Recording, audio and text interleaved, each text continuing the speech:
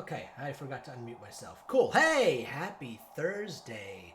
Welcome to Darkness Over New Orleans, a Vampire the Masquerade Chronicle. Our one-to-one episodes where it's myself and one of the cast members. Today we have Thaddeus, also known as Aubrey Valentine. Aubrey Valentine. And I'm your storyteller. I'm Dylan. Roll for Dylan across the interwebs. My pronouns are he, they. You can find me literally anywhere online. Roll, number 4, then my name, Dylan. That's really about it for me. That is... Goes by Daddy Dylan. Sometimes.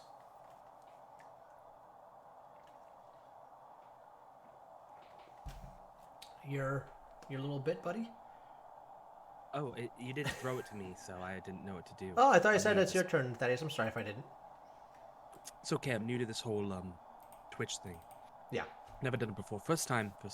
Episode And 1. for any of you other first timers, this evening I will be saying goodbye and good luck as I board the train out of town. I am Aubrey Valentine. My pronouns are he, him. Aubrey's are he, him. And we look forward to you joining us all this evening. I guess, really, without any further ado, let's just jump right into this week's episode, right? Let's sink our fangs in this week's episode of Darkness Over New Orleans. Bleh.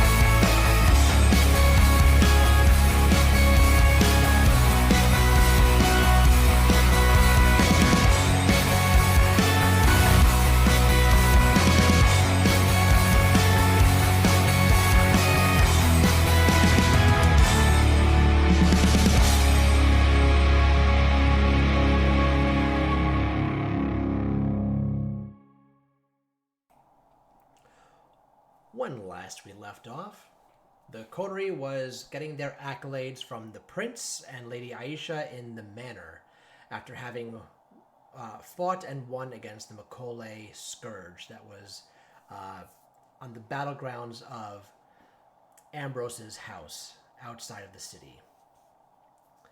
Ambrose received sanctuary and a house within the confines of New Orleans proper. Max was knighted. And Aubrey, you were gifted 2 things. You were gifted a mentor, and the mentor was also a record label for Sanguine Sounds. Sort of a package deal.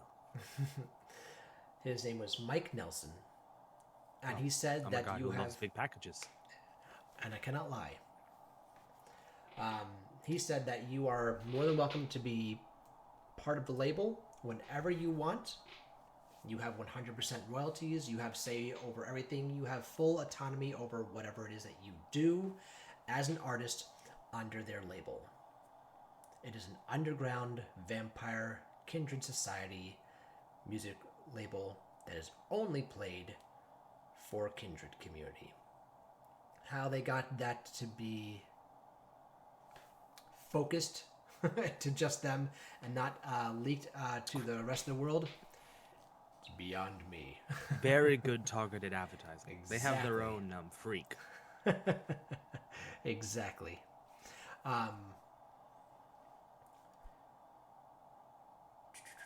Yeah, that and Aubrey, you pretty much said that you were not really ready for it, but you would hold on to his card.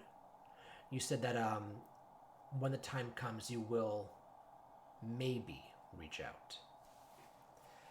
Yes. When The mood strikes, and I feel like I have a sound. I'm ready for the kindred community here. Mostly, my work has been about revealing the truth of us, but I think there's a lot of truths the kindred community could be ready for. Is your microphone muted in the captions? Because I don't see the captions coming on for you. Let me go check. I believe when I was in the captions, it said waiting to be let in. You are in, my friend. Let's try it now. Is it working? Definitely not muted. Turn on microphone. I muted it and then unmuted it. Interesting. I don't see. How's it doing It now? shows that your microphone is muted on my end. I'm seeing. It says microphone. It's activating the wrong microphone. That would be Testing, why. testing. Is it working now? No. You know, we're going to go for a quick break while we get this figured out, and we'll be right back. 2 minutes, y'all. Let's cancel.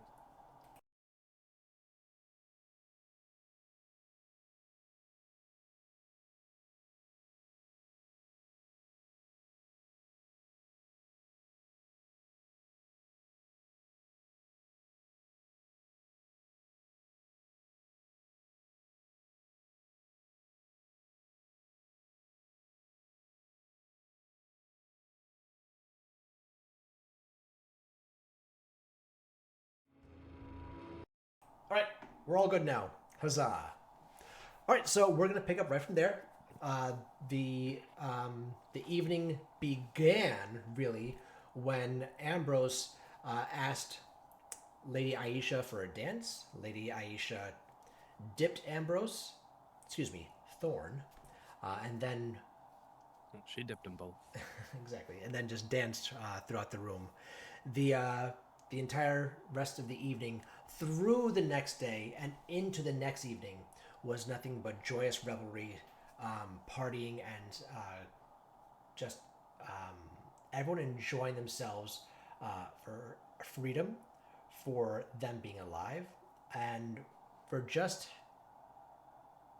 for once, really, things feel like in the kindred community like they are coming together in a positive way, and that they are on the up and up, going into better things. Yes. Up and up. May all of our comings together be positive, and a fantastic evening. And a fantastic evening. So we're going to pick up right from there. It is now the second evening of the revelry, and everything is starting to die down now. People are slowly shuffling their way out. You see Ambrose leaving the manor with Megan right next to his side as you watch them go down the main hallway and out the front door. Oh, that's great. We came together, but I guess we're all just leaving on our own. Max is still in the crowd, dancing a little bit with some of his gangrel. You see Angelo in the corner, just nodding his head. Lady Aisha is now sitting at the punch bowl, watching and observing, not really drinking or partaking in any more of the vitae. She's just with half a smirk on her face, just checking everything out and enjoying seeing the kindred enjoy themselves. So without further ado, Thaddeus, my friend, the stage is yours. Well, I don't want to be the last one caught dead at this party, but I have been meaning to have a word alone with Lady Aisha. Okay. Making my way around the side of the party to the punch bowl, avoiding Angelo so that I don't become the punch bowl. He's going to give a little half dance step on his way through the crowd and lean up against the wall next to Lady Aisha. And seems that your date has left for the evening. Since no more interesting Corey is around, I assume you'll be leaving soon. She matches your lean against the wall, almost identically to how you're holding yourself, and she keeps her half smirk on her face as you're saying this and looks you up and down. And she just very nonchalantly says, "My dance partner had more than just 2 left feet. It was a struggle keeping that very frail Nosferatu up for so long. But that's all right. I truly just enjoy having 1 or 2 good dances when the time is right, and the time was right. Now it seems the time is right for everyone to enjoy themselves elsewhere. I will, of course, be staying here in the manor by the prince's side, taking care of some bureaucratic things, paper pushing, signatures and whatnot, fun things." Oh, surely you have some other hunt to get back to soon enough. It can't be all paper and pencil. "Oh, that is part of the hunt. The hunt isn't always behind a target. There's plenty of research to be done. There is an absurdly amount of paperwork that must be done. Note taking, log entries, researching, phone calls." Perhaps this is the part of the dance that our dear friend tried to avoid. Well, if all of the excitement has left for the evening, then I think it's about time I take my leave as well. Aisha. "Aubrey Valentine, I wish you a very fond evening, and I hope that you did enjoy yourself. You do enjoy peace and happiness." I've never known it, but we'll see if I enjoy it. "By your leave, then." A very egregious bow bordering on, snarky. Yeah. A twist and a bend. He pops himself back up and is facing in the other direction, making his way outside. Sonorous bow to, Angelo as he walks by. Angelo just nods and gives one of those finger to his eyebrow and just points into the direction. He acknowledges you're leaving. He doesn't have any animosity towards you at the moment.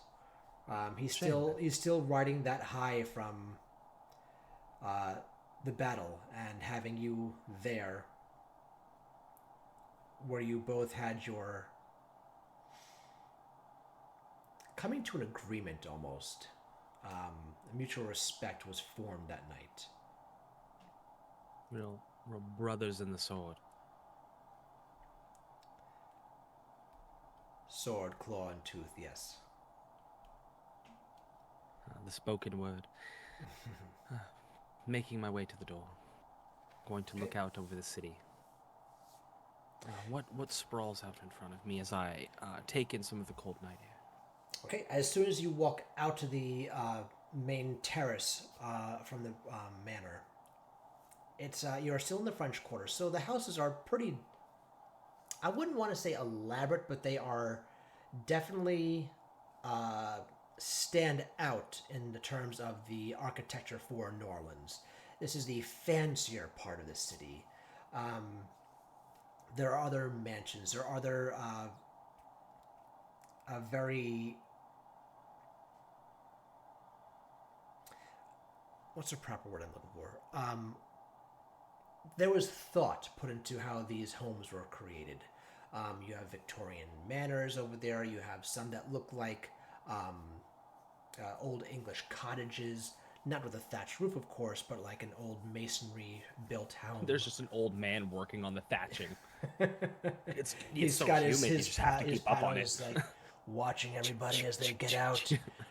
These damn kids get stranger and stranger every night. And this damn roof keeps getting more and more thatched. Oh, I want to hire him to be my garden wizard. There's a thing in the Middle Ages where they have a man that lived in your garden. You would take good care of him because you'd want people to be able to see him for many years, but the longer his fingernails, the more wrinkled, the more wizardy, the more prestige you had. One of the guards who are sitting outside just slowly turns to go, are you talking to me? No, no. I didn't even realize you were there. But now that you are, did you see a particular direction in which a bird-like man may have gone? You watch Birdman? That show is so old. I didn't know people were It's cosplaying that still. I didn't either. I actually didn't always have a thing for. And he looks out over the city of these antique buildings that you described, these old things. He's always been modern. He's like new things, better tech. And he flips open his now flip phone as he's been aged by his wealth. And the background is this picture of Ambrose that was taken like without Ambrose knowing. There's this tiny little like pixelated terrible background. And he's like, but I have become quite attracted to the older things, antiques.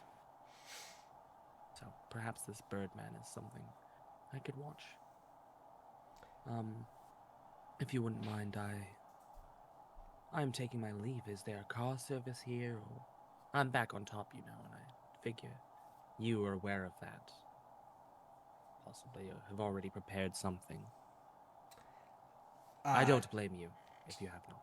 I do not have a car service for you. I'm sorry. I did not know that that was a requirement for this evening. I'll make sure the prince lets me know who to bill it out to. Don't concern the prince with this. Clearly, we don't jump to the upper management in these cases. It's just your failings, and I would really not end that here now. It happens. It's okay. I'm just gonna go ahead and I'll find my own way, and this will just be our little secret. But next time, really, you want to step up your game. Okay. I've got a lot to think about now. Okay. Um, Failings. Yikes. Okay. All right. Thanks for that. He doesn't have any money, but like he holds out his hand as if to like give the man something. He cups his hand, not to shake it, but like to put his hand underneath yours. And he like slides like very like low key, like he's like, this is very important what it is I'm giving you, and it's a Tic Tac bottle with like 2 Tic Tacs left in it for you. Thank and there's you. plenty more where that came from when you fulfill some of those duties we've been discussing. And he turns and makes his way down the stairs. The guard just goes, have a good night. And the last thing you hear is the Tic Tac shaking its tiny container. I really hope he has an iron stomach. I haven't been able to keep one of those down yet. Yeah. All right. Really, they're doing worse for my breath than not taking them. Yeah. It's Ashmouth now. The fresh make of my ass. All right, where are you headed to? What is your destination now? The evening is young. Sun has set about an hour ago. You have the night ahead of you. I have my whole life ahead of me. Indeed you do. With the battle behind us, I'm sure Ambroses will be looking to take me on a vacation soon and away from this place. We fulfilled our contractual duty to New Orleans. Surely Max won't begrudge us a little bit of time away. And best to start getting prepared. We have to make sure the car is in order. Probably collect some of my things. Let my landlord know that I won't be home for some time and possibly won't even need the apartment anymore. I will be back on top before we know it. And that's if Ambrose doesn't want me to stay with him. It's my understanding that he has a house now. But live-in boyfriend, trophy boyfriend, that's never really been my style. I'm not a prize to be won. I'm out there to win prizes. So are you speaking to yourself as you're walking down the streets, or is this all an internal monologue? I guarantee you it's half and half. It's like he's retorting to himself in word, but his mind is speaking the questions. So if someone were watching him, he's certainly a lunatic. Okay. All right. Good to know. You do catch the eye of a few people as you're walking and you mumble to yourself random phrases and snippets of conversation. Some people give you a half look of the hell's that guy talking about. Others, you know that they hear you because you see them stiffen up a little bit as they walk past you, almost preparing themselves because they think this crazy person's gonna jump at me. Um, but you continue on your way. Aubrey Valentine, I'm famous. You continue on your way, So making many your way people want signatures. into the Paying city attention. further, and you're having a conversation with yourself as it continues on and on. Are you heading back to your hotel, your apartment first, or where is your intended first destination? Well, the car would get me everywhere, but the car's back at the apartment, so I guess no time but the present to tell my landlord, she's just gonna be so disappointed. I think Okay. that she's gonna miss our little conversations, and I'm headed in that direction. Okay. All right. You make your way over to your apartment. It takes about 20 to 30 minutes to get to there, from all the way from the French Quarters all the way across town. Um, But you are a block away and you see your apartment building. You see several lights are on, and like the sporadic lightings of the apartment windows. The street is lined with all the cars for the attendants. Um, you see your car is sitting there, looking as glorious as it always does, in the moonlight. And If I had never fallen from grace, I never would have met you, you little devil. beep beep beep beep. Ah, yes. Beep, beep. Now, before we set out, we need to get our affairs in order. And he taps the car. The bumper shifts a little bit. Oh, don't get sass with me. You have to wait.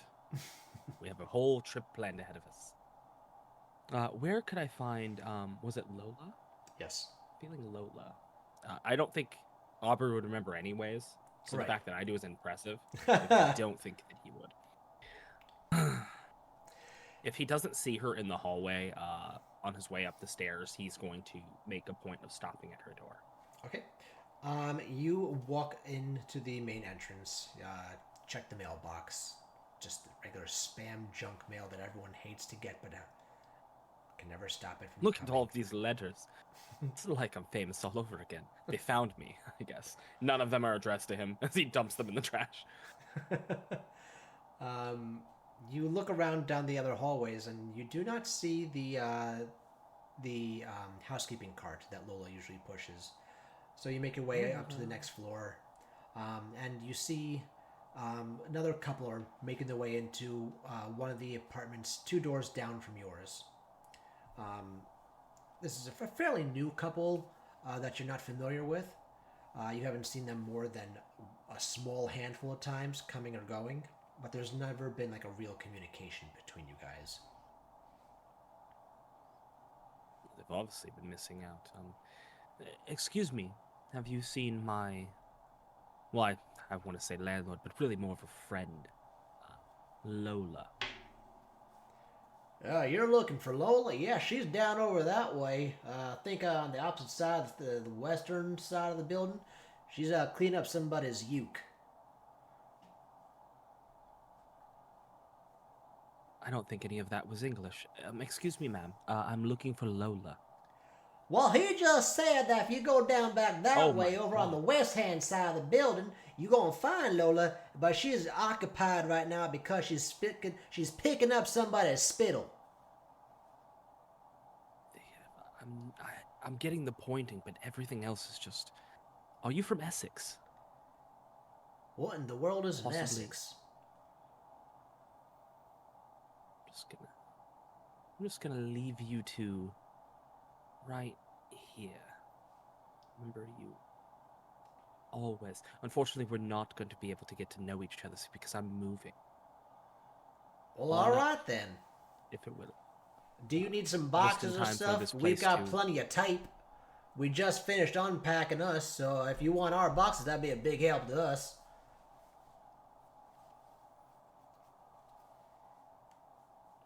He We'll said take your if you boxes. want the boxes and the tape, we just finished unpacking our belongings. It would help us if you took it from us. Would that be of assistance for you and your move? I've never tried the move of hot wifing. You want me to have the box, but I'm in a committed relationship, and if I understand what you're offering me, but maybe you could take my number. We can discuss something later. Boy, are you on the drugs? I wish I was, because it would make this whole thing a lot more tolerable.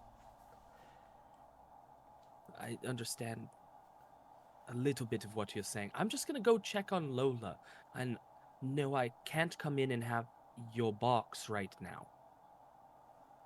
All right. Well, you just skedaddle, and we're gonna head back on in, and hopefully not speak with you for the rest of the evening. Now, good night, sweetie. Yes, enjoy your tape. Oh,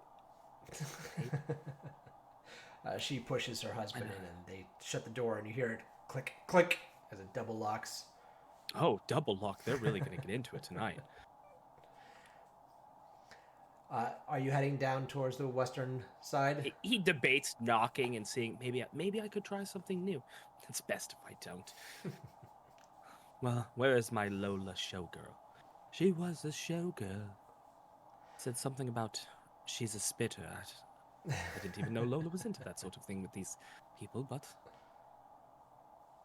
As you keep on making your way down one of the other hallways on the other side, you come to an intersection and you see down further on the most western side of the building is Lola on her hands and knees scraping at the floor with her elbow length gloves, a big scrub brush, and a bucket next to her. And she's just oh, I humming remember my time. She's humming a flamenco tune and out loud.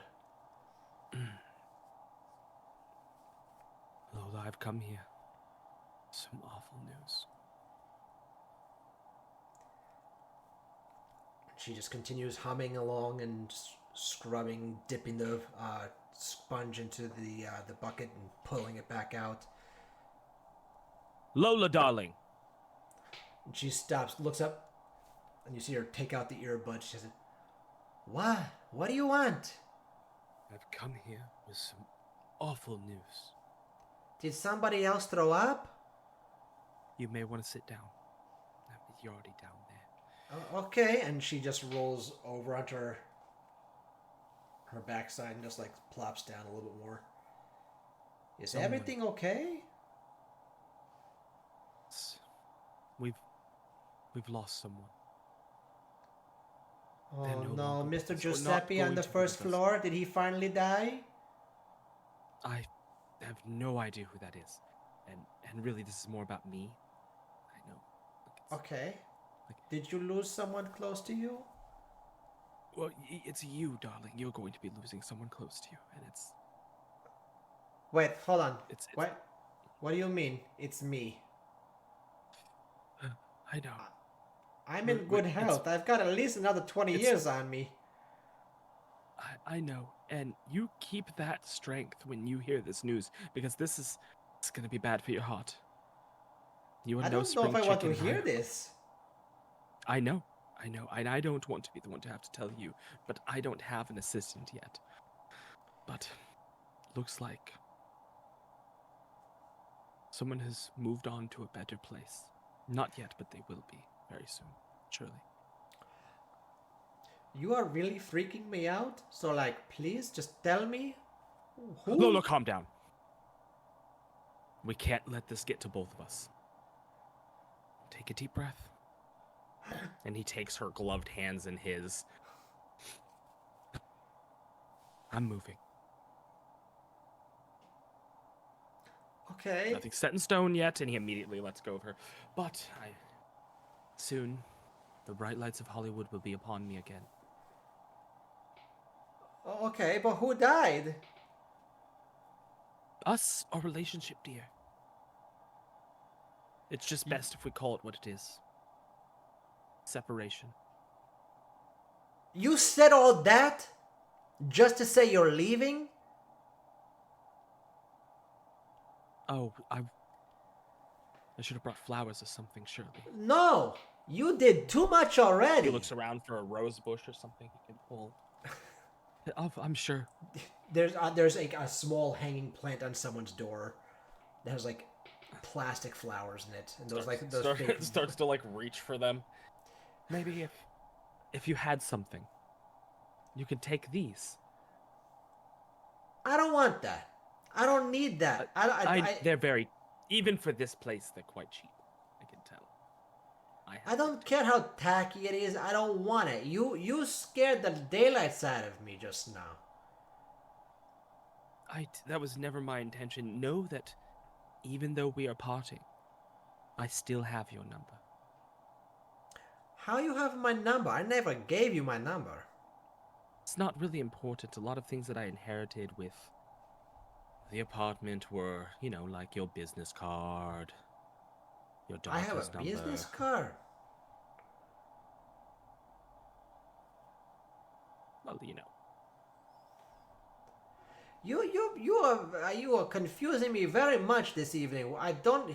You used to live. We've both been going through a lot. I was almost included in a threesome I wanted no part of. So we're both really going through it right now. You know what? I thought the cleaning up this throw up was the worst part of my evening.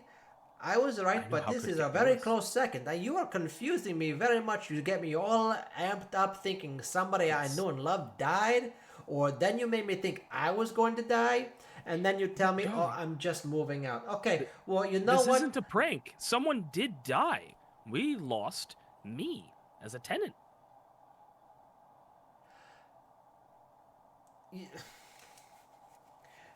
Listen. I don't know your name. I only know you as the person who lives in Kiernan's apartment. So exactly. And now that I am no longer your tenant, we can explore other styles of relationships. I didn't ever want to breach that client-landlord situation, but now we can really get to know each other. Who's the landlord? I'm no landlord. Who have been taking my money? The management company? Of this land? This all isn't yours. No, I'm the evening housekeeper. They really don't appreciate you and everything you go through. That might be the first true thing you've said all night. Well, we'll talk about this much more when we are friends. But for now, I must go pack my things. Stiff upper lip, girl. Stiff what? Stiff what? No, I'm not. Was I supposed to stiff you? I mean, should I be paying you? What? I don't know what you say. What is a stiff upper lip? You gonna punch me? No, it just means stay strong. That's a very strange turn of phrase. A what? Turn of phrase? How does one turn a phrase? I don't know. The English language has so many strange things to it. It's stupid, really. That's a unique Spanish little colloquialism there. Turn a phrase. I'll have to ask somebody about that. You just did. I don't know it either. I thought that's what you mean. Oh, it doesn't matter. I'm gonna continue cleaning up this throw up. If you need me, somehow you have my number and you have a card with my name and number. So just if you need help making the packing, I guess I could help you later on. I don't know. Lola, it's just best if I do this alone. Mucho gusta, Lola. Mucho gusta. Adios, ti amo. Yo soy tu papa. No, you are not mi papa. You are not my mijo. Did I use that incorrectly? Is that not? Yes, you used it incorrectly, alright? I've always been so good at using it, I guess. maybe I'll look into that threesome. I should be going. Oh my goodness, adios mio. Okay, good night. Other Kiernan want to be. She just dips the sponge into the bucket and just returns back to the throat that she's cleaning up. It's the pants. She can't see past the pants. She just Are you sees still him. wearing the ducky pants? That's right, you're wearing the ducky there's pants, really- aren't you? There's really no stepping into his shoes after all. They were quite You big. can wear a man's pants, but you just can't become him. All right, you head into your apartment. When's the last time you cleaned it? You can clean an apartment. Well, it's probably best if I just let some of this go. It's hard to tell what isn't junk and what is precious memories. Well, obviously, I need the wizard hat. That's important. In case we have Dungeons and Dragon games on the road. I know Ambrose didn't seem interested in continuing to play without Kieran around, but I think I'm wearing them down. So if I remember correctly, in your apartment is a good amount of artwork left behind by Kiernan. Well, we obviously have to take that. There was the futon and the bed and a small dining table. Is there anything else specifically or any personal touches that you added to the apartment since you've become the owner of it? Well, we have what's called the Dragon's Cave, which is just the pillow fort. Okay, so it hasn't been taken down since sleepover night. But I really don't think that it's necessary to bring the pillow fort. There has been a shower curtain installed because there was no shower curtain, but that's just a towel. Right. So I don't know that that's necessary. I don't think Right. I need the towel. Mm-hmm. Especially since it's been the shower curtain the whole time. I don't think that cleanliness is improved. I think that he's mostly going to collect all of the clothing, paying special attention to his big, oversized Kieran flannel that he's going to put on. And now he's wearing something that totally is insane. His sports coat has been removed. He's wearing a nice pressed dress shirt with a flannel and ducky pants. Mm-hmm. Some nice Okay. Gucci shoes, a Louis Vuitton belt. Just fucking... This is the Gucci, outfit. Gucci, Louis, Louis. Gucci, Fendi, Gucci, Prada. Louis, Walmart. Or- No, he went big. It's Cabela's. It's Hey, there you Cabela's go. flannel. It should have been a Caldors. It's really high end. He's Okay, so it's you several minutes packing the memories, the picture frames are the first things to go in, and the clothing has become this bond of what's going to keep them from getting scuffed or hurt in any way. Because he's certain at some point Kieran's going to want these pictures. are you black bagging or are you suitcasing it all? I think I would own one suitcase, the suitcase that he brought most of his stuff here originally, and has not improved that since. Okay. So it's it starts out with it being this really beautiful, he's put all his clothes in so lovingly, and the few nice things that he owned from his former life that he was able to make out with are all in this beautiful suitcase. And then quickly he realizes as he looks around these shirts everywhere and things that are on couches and hanging from lampshades that he starts taking out trash bags. He even dumps the trash out and takes the trash bag and puts some stuff in it. So does he turn at least inside out? I didn't think of it, so I'm gonna assume he did not. Okay. He doesn't All eat, right. so it's not like there's anything food Sure, debris sure, in there. sure. He's probably let's human up this trash, guys. Let's throw a fucking banana in here, just in case someone comes in here to clean. Yeah. He has a lot of experience humaning up trashes with all of his expensive lifestyle. Love that for him. Humaning up trash. That's a sentence. I like that. You've never humaned up your trash, Man, I have a child. I gets humaned up every day. So we both agree that you'd have to fake put a condom in the trash can. You don't actually use them. Right.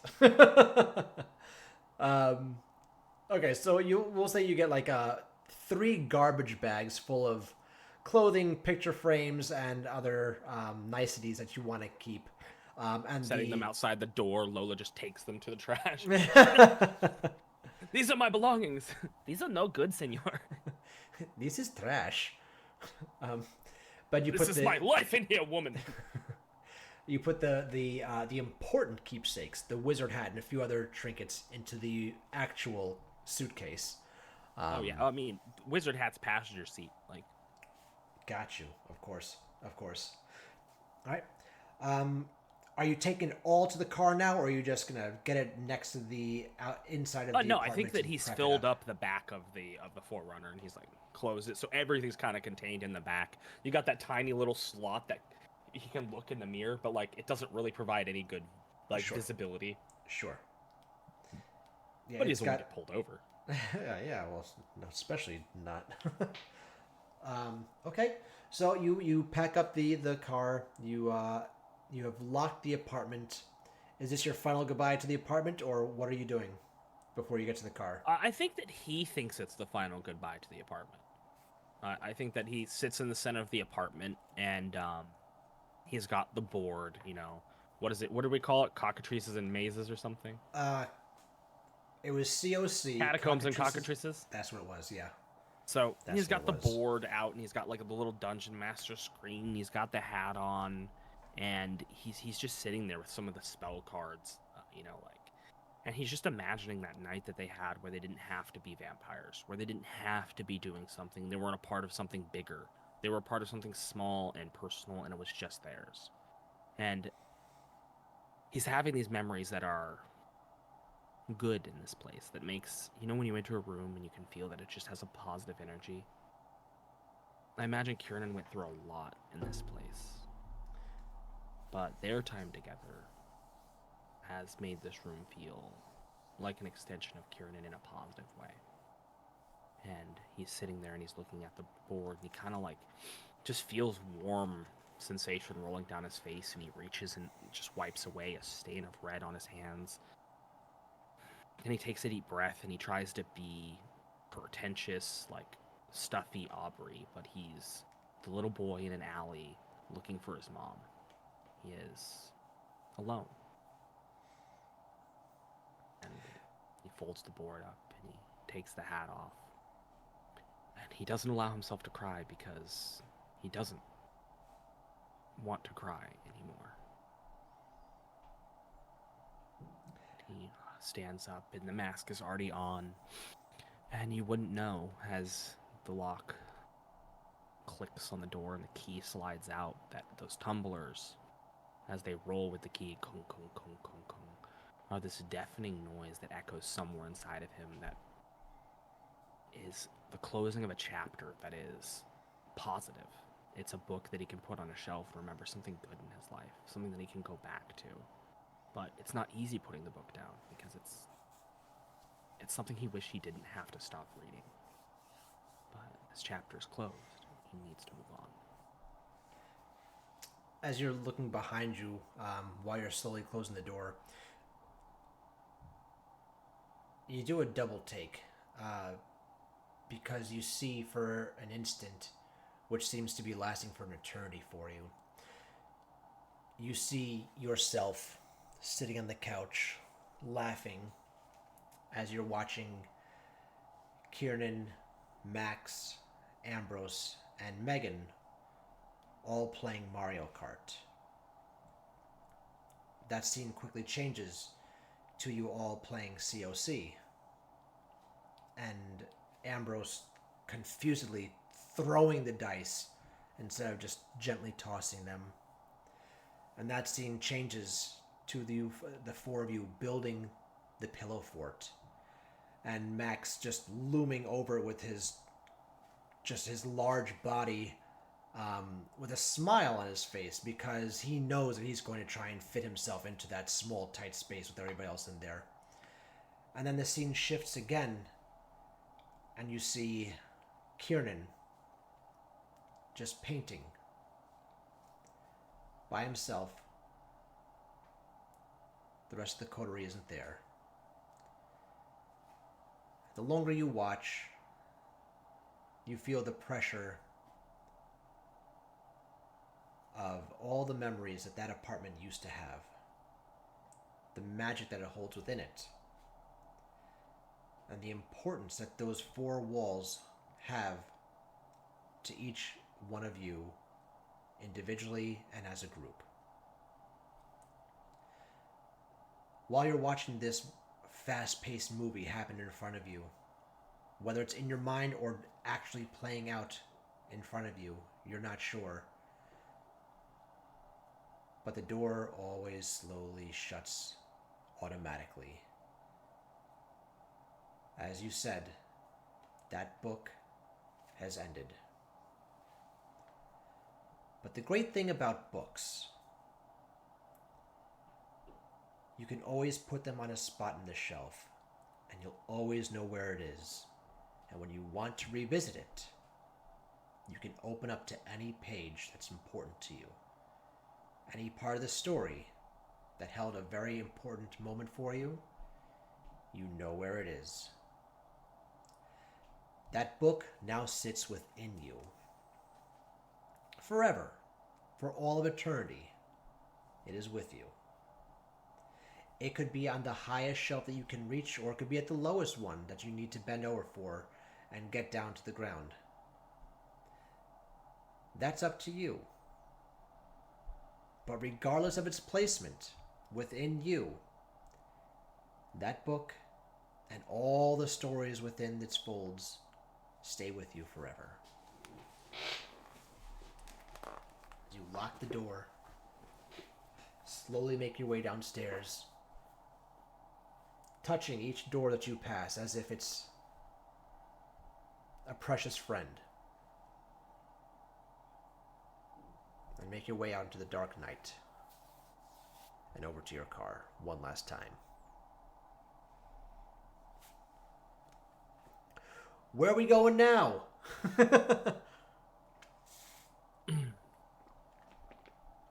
I don't know if he would know. This would require calling somebody with a little bit more information on the city. But he needs to get the car looked at. It needs to be able to make the drive out to a place like California. You know, it needs to be able to go and go and go and have him not worry. They can't get stranded somewhere bright in the middle of the day, and they certainly don't want to end up in the wrong town. He wants to know that if he is able to get Ambrose to go with him, like Ambrose said he would, that he's capable of protecting him, and part of that is preparing for this journey. Didn't you get the car somewhat fixed a little bit before the mansion party? The goal was to go get it fixed, but we didn't go anywhere. Okay, so then you were. I don't recall. I should have made a note about this. How was the interaction with the Malkavian named Buzz? Do you remember? Yeah, he would get it out from underneath the building. Okay. Like, he was the one who got it out. Gotcha. Okay. All right. So he is your contact. He's the person that you know who has the evening shop open. That would be able to get your car up and running for a cross country if need be.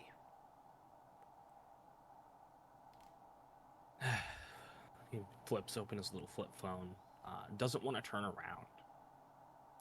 And then, against his will and against his wishes, a tiny little speck of red hits the phone screen and he wipes it off. And he just sees that picture of Ambrose and he clicks through the phone. Click, click. Old-fashioned, big old, huge name prints that take up the entire screen. This little Motorola phone, he clicks, Buzz, dials him up. A few rings go by, and you hear, "This is Buzz's box. What can I do for you?" Hey, bud. I was looking at giving a once-over to the old Wonder Wagon. See if it can make it through a long road trip. I could do that. Who is this? It's Aubrey Valentine. Oh, shit, man. How are you? I'm good. I'm really... And he looks back at the apartment. Smiles, takes in the night air. The night's still young. I'm really good. All right. Now, I haven't seen you in 4 hours. All right. So, yeah, what do you need me to do It's for been you? almost too long, you know? Hey, Are you still at the party? Almost. Am I at the party? No, I left. We all dipped there about a half a day ago. Okay, you didn't corner anybody else. Get them into a really vigorous conversation. I don't like rigorous conversations, man. It's too taxing on my brain. Well, you know, the mind of a genius, never addled. So, meet you at the same place? The shop? Yeah, I'll be there. I'll be there shortly. Okay, I'll see you there. I'll have the garage open for you. See you soon, Buzz. Oh, okay. Conversation's over. Got it. Okay, bye. Yeah, I'm obviously going to talk to you when we get there. This doesn't have to be weird. Oh, yeah, I get that a lot. I'm sorry. I don't know how to end conversations properly. It's one of those. You know, It's in one of the movies, they just weird hang up. things. Have you ever noticed that? It's always been. I'm like, that was fucking rude. That's your mother. Where's my mother? Why are you bringing her into this? Well, I don't know her. Did you want to talk about her? I don't know her either. Shit. And that's why they just hang up in movies. I'll see you in a bit, Buzz. Okay. God, I gotta get better at this. Click.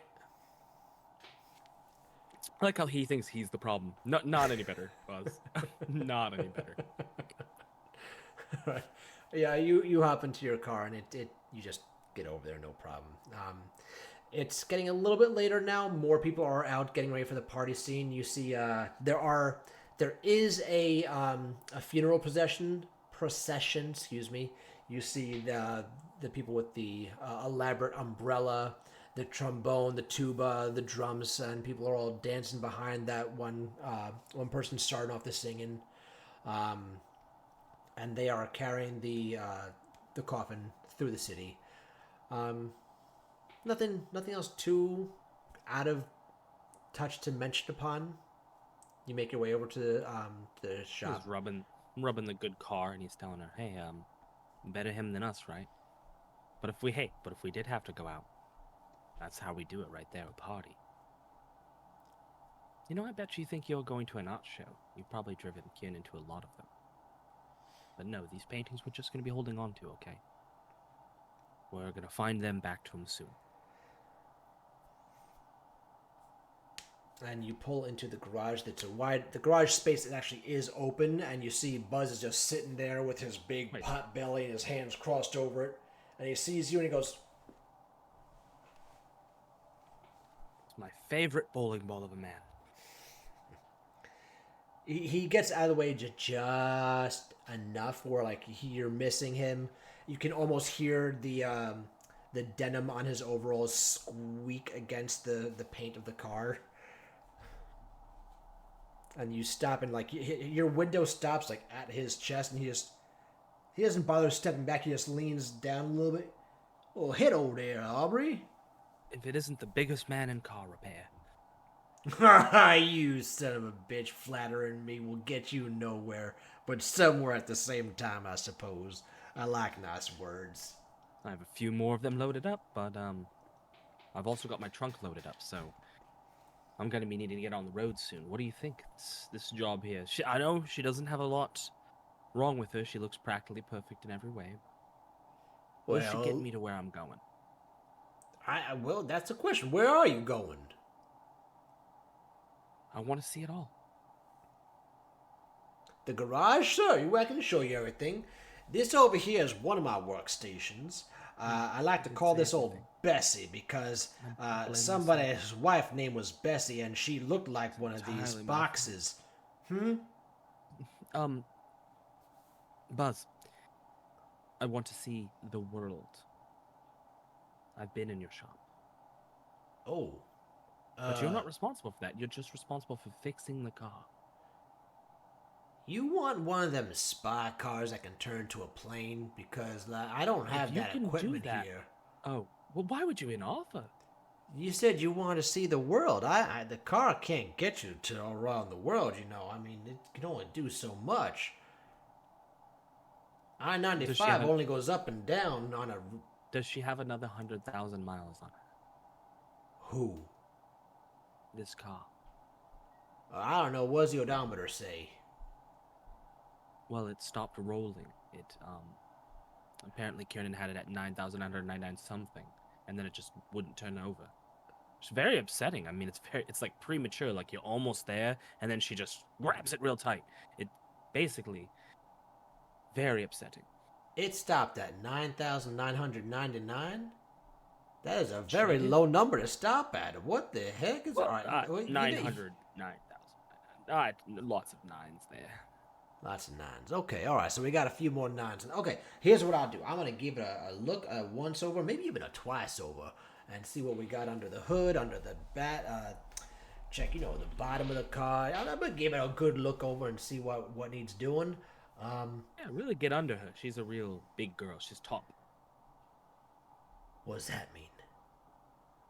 It's British for she's the best. Oh, well, shit. I'm gonna start using that now.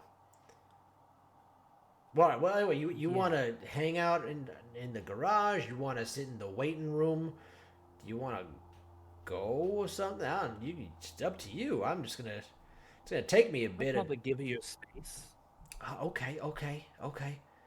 I respect that. Do you have that that moped you were working on? I could borrow the loaner. Yeah, I got the loaner. 'Cause I like You the know how thought to of him drive driving one a of these moped, things? and he's just really big. Not an idea at all. Okay, all right. That's fine. Here, I But I'm British, so I imagine it just comes to you. well, shit. Then you'd be happy to see this. This here is what we call a Vespa. Nailed it. Vespa. Yeah. See now, this little guy right here. I feel like it's an old school type of machinery, but it's looking like new school at the same time. I don't know how they done did that. The technology inside is new, but the look of it is old, and I don't really understand how that works. But either way, I'm very happy to let you use it. If you want to use the Vespa, you're gonna sit on this very nice, delicate little seat here. You're gonna hold on to the handles, and I don't know what it's called, but you're gonna try like you're choking it a little bit. You're like gonna twist it around, and Oh, then I'm when you want to stop, you very squeeze familiar with these everything things. you're Yeah. saying. Absolutely. Yeah. Lots of jerking and squeezing. No, there's no what squeezing. Yes, but we're not jerking anything. I haven't jerked anything Yeah, you since I was really alive. jerk that handle. You don't just really give it a good twist. I guess you can call that a jerk. Sure, why not? Yeah, you know what? Go ahead. You Again, go ahead and jerk British. that handle. I'm learning a lot from you. Oh, Aubrey. well, I'm I've been learning told so not to much. do that, and I've done it so much. You know what? Jerking handles? Or teaching people I'm things? just- I'm just really gonna have a hard time if I keep spending time with you, Buzz. I'm gonna make you more British than you are American. It's not good Hey, for you. if I still had blood, it would run red, white, and blue. The Americans are lucky to have you. You are exactly, and he like each one of his buttons, how I see them. So he's wearing the overalls, so you go, how I see them to the two button over. He I also counts them imagine, each like, one of time. those like, button-up work shirts. Exactly how I see them, ending on his belly button. you go, oh, why, you think I'm the doughboy? That's all right. I get that a lot. No worries. Well, more fuel for the love bus. There's a love bus? I ain't seen that before. I cannot continue to spend time. You with are a Buzz. wealth of I'm just- knowledge, Mr. Valentine. I'm If I could never have been the called brain that you have, I would never open up a automobile garage. No, then we would deny you from your passion. The thing you were made for.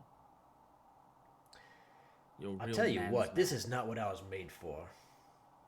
What is it you would want to be doing, Buzz, if you weren't here? I'd be a sculptor. An artist in your soul. And what is it you would sculpt, Buzz? Sandcastles. There is still time for you and I to sculpt some sandcastles. We both know that there's no glory in sandcastling. Not nowadays, at least. It's not like it was in the Buzz. 70s. Man, those were the There days are- for sandcastles. There was a heyday for sandcastles. I love that I've learned this. Well, night sandcastling. You could bring it. You could make it a thing. You know how many beaches actually close at nighttime? It's kind of crazy that you would close a beach at night. Why? You know what? I've never thought of it. I hate sand, really. Oh, sorry to hear that. It's a great medium. Hard to work with, tangible, gets everywhere. It's kind That's of the like part I don't love. like. That's so romantic. He like takes out his little journal from his back pocket and writes, "And some great medium. It gets everywhere. Kind of like love." All right, well, you go on and get the hell out of here with my Vespa. I'm gonna check out your car.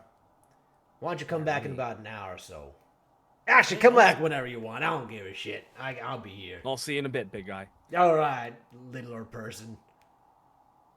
Dr. Eggman in the Is flesh. that like a doctor for chickens? Yes, Interesting. A they Dr. Eggman preferred the is. term veterinarians, but Man, I do not understand these vegetarians. I mean, could you imagine a vegetarian vampire? Could you picture that now? they would just be consumed by the darkness within, I imagine. Now that there is deep.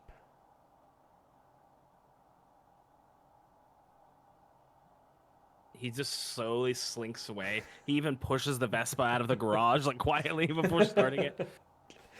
you see Buzz just like slowly staring off into the distance, like really pondering the thought of a vegetarian vampire now. I hope he doesn't get lost in that.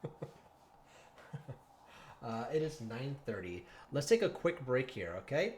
We'll be back in 15 minutes, everybody. See y'all soon. See you in a little bit.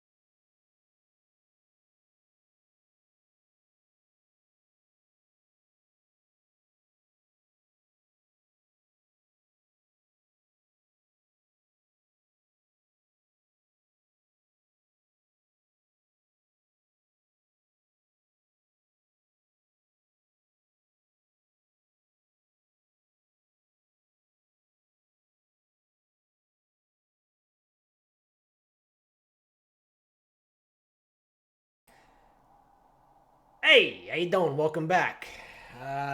This is Darkness Over New Orleans. If you're just joining us, hey, hello, good evening, welcome. It's a one-on-one episode tonight with Aubrey Valentine, played by our buddy Thaddeus Atlas. Good evening. Good evening. We're just gonna jump right back into it. You had just slowly pushed the Vespa out of Buzz's garage as he was deeply pondering what you were just talking about. Where are you headed to now with the little Vespa? I think I want to start saying to some of the extended cast, I think Aubrey wants to start saying some of his goodbyes and possibly looking for advice on where they think he should head. In his time in the States, he's been an East Coaster, you know?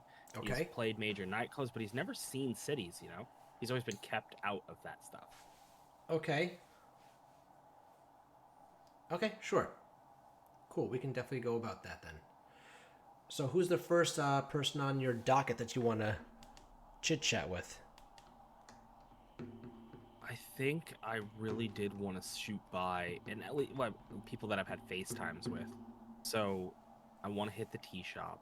I would like to go by the boxing ring, but I can do the boxing ring anytime because I'm probably going to be there a few more times Okay. before leaving town. Okay, all right, so we can head over to Jeremy's Midnight Tea, as the shop is called.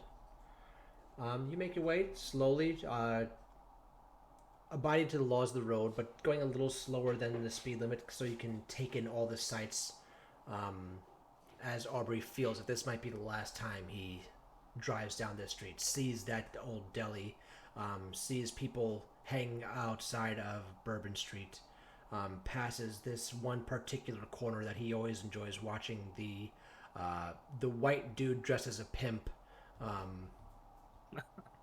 just taking in all the sights that you regularly have been accustomed to with your time here in New Orleans now that you have started to slowly Stumble out of a bar and throw up, and he's like, home. And then you make your way over to Midnight Tea. The lights are on. The drapes are open. You see some patrons are in there, and behind the bar, we'll call it, you see Jeremy, and he's just putting cups away, fixing other sorting bottles. You see several kettles getting prepared, ready for their next use. All of them are made out of a nice, fine copper. where everybody knows your name. He hops off the Vespa, kicks out the little kickstand. Doesn't feel super secure with the fact that the kickstand's gonna hold it, and he several attempts to be, all right. My what did he call it? Vespa. A little Latin flair on that. Ching ching as the door opens, looks inside. Now with his back to you, Jeremy is just like still putting things away, and you hear him just go, good evening, welcome to Midnight Tea. Take a seat and I'll be with you in just a second. Is there any particular place that you'd recommend I sit to chat with someone? Well, I know that voice. He slowly turns around. You can see that he's standing on a stool, so that he can reach properly. Aubrey Valentine, good evening. I'm sorry that I wasn't at the shindig longer, but a man's got to run a business, of course, right? Yeah. I mean, I figured I'd see you on the front lines of the other thing. Let's hush about the other thing while there's people here, right? Not everyone who yes, comes of to the tea course. shop are, you know what I mean? Definitely decipher what we're talking about with the other thing. Of course, yeah. Well, anyway, it's up to you. You want to sit here at the bar, or would you like my booth? Your booth sounds wonderful. Sure.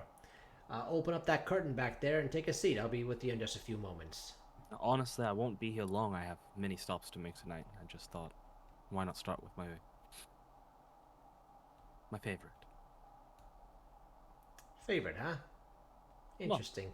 Sure. obviously the building, the staff, they're cheeky. Heard.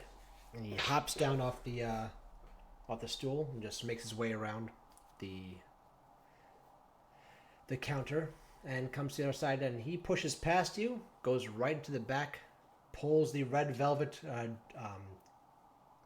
curtains to the side, and there's a very nice, elegant looking setup with a Victorian table that has that one claw foot as the stand, and it opens up to a marble top where there's a beautiful Venetian tea set and two balloon chairs just sitting on either side, waiting for their occupants. As he shimmies himself into there, leans back, crosses his legs, and put his hands on the armrests. Well, you don't have all night, it seems. Take a seat. He takes his place across from him, really stretching out in the chair, but trying to look comfortable despite no longer knowing what it means to feel comfortable in finer establishments. He's hesitant to reach for anything or touch anything, including the marble table. His hands are folded in his lap. I was hoping you would give me some advice. And once I came here and I saw everything, I thought I'd ask a different question. Jeremy, why is it you stay here?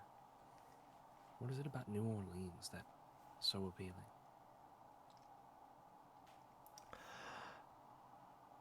That's a very good question. What is the reason why I stay? Well, two reasons. First and foremost, if I left, they would win. Everyone who's ever made fun of me for my height, everyone who's said ill about me because of my stature, everyone who belittles me for any possible reason they could think of, just because I'm different. Right? If I left, that would make everything they've ever said true. So you're staying out of obstinance. I'm staying to prove them wrong. I'm staying to make myself better for myself. For years, I believed them. And that broke me for a while. And then when I was embraced, it got worse.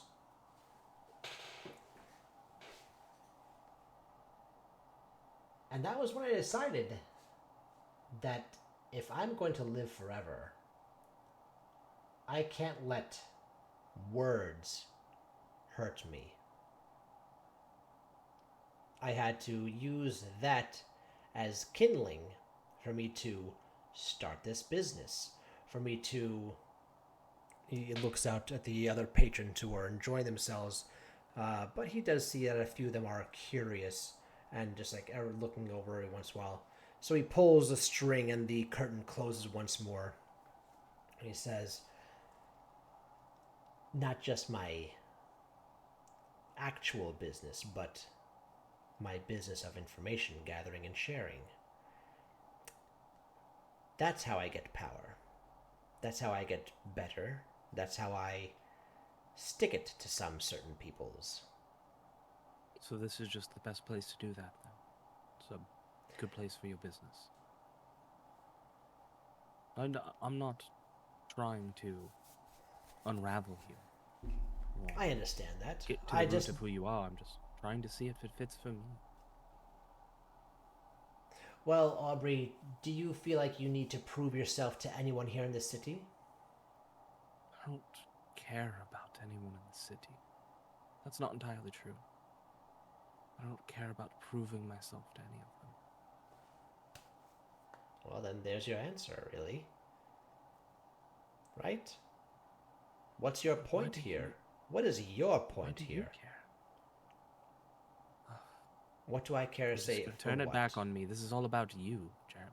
Okay, Jesus. let's have it be all about me then. And No, he no, reaches no, over no, and he pours obviously. himself a large cup, and you see that Jeremy, the I was liquid being coming friendly. out is a deep red.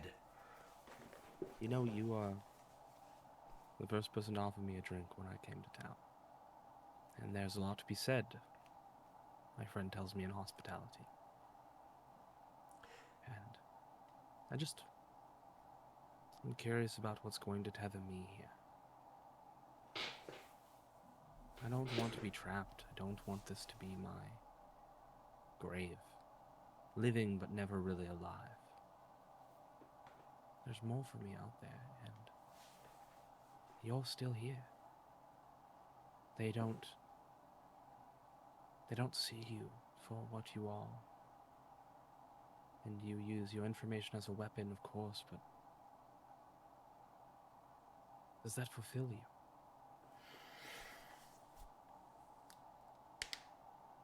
It does, because now I know that the words they say to me are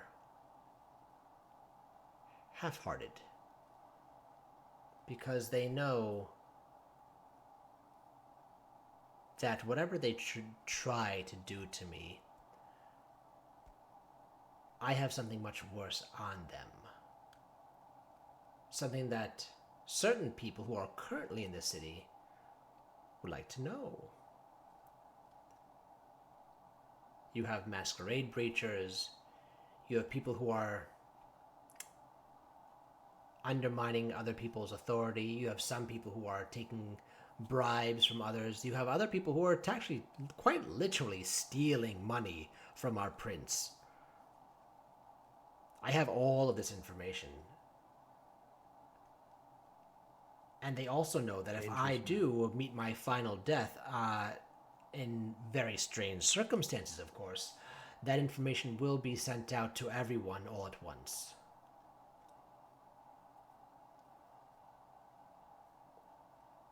Well, I'm glad I came here, Jeremy. Well, that's always I'm good to hitting the see, road Aubrey. soon. That's I what I wanted to make sure I assumed by said our it. conversation. So, let me ask you this. You're asking me what tethers you here. Let me follow that up with, why did you come to America? I understand you're from the UK? I was a boy. Really wasn't my decision. You go where your mother goes. Is your mother still dictating where you stay? That's the thing. She's not. My friend, you have a wide, wide world ahead of you. Yes, going overseas is extremely difficult for Kindred. There's no question about that. Almost impossible. But this country is huge, right? Huge. Not so much to do in the north middle of the country, or really in the middle for us, especially not Utah.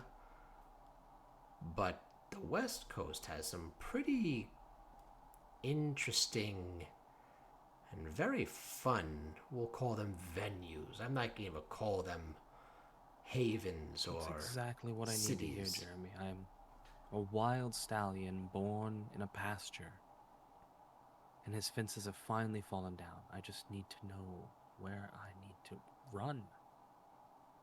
Look, I'm free, but I'm looking for a direction. It's like the first time you hear your parents say, you can be anything, and you didn't realize that you had to be something.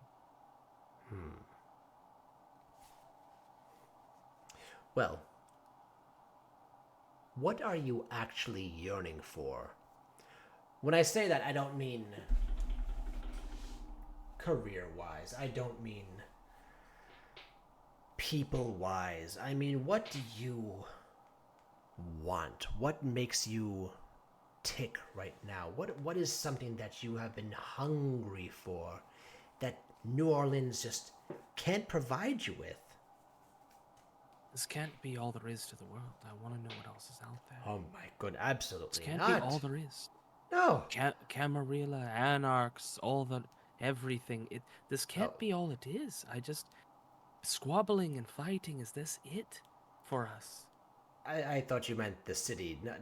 Yeah. Well, there's always going to be a back and forth politically, I guess you could say, between the sects, the Anarchs, the Sabbat, the Camarilla. There's even if you get to Elysium, you'll be having some people trying to break that. There's Kindred Society. We are a very strange group of peoples. I don't really know how to explain it better than that. Well, If you starting a wanted new to book, go then, out just on your on the up- own, though, you most certainly can do that. You just need to make sure that if you're going into someone's territory, they know you're going in, and that you are just passing through. Otherwise, you'll be marked, of course, but there's plenty of places out there that are free of kindred. That might be what you're looking for. I don't Freedom, you asked for. know Freedom, you said, what yes? I'm looking for. I just want to know what's out there. And you have my mind racing at the possibilities.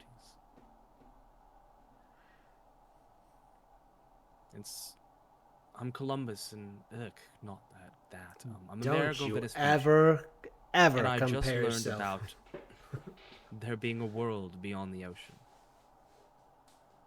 You just want to see what's out there. Listen, Copernicus. If you're going to start, I would highly suggest the Pacific Northwest.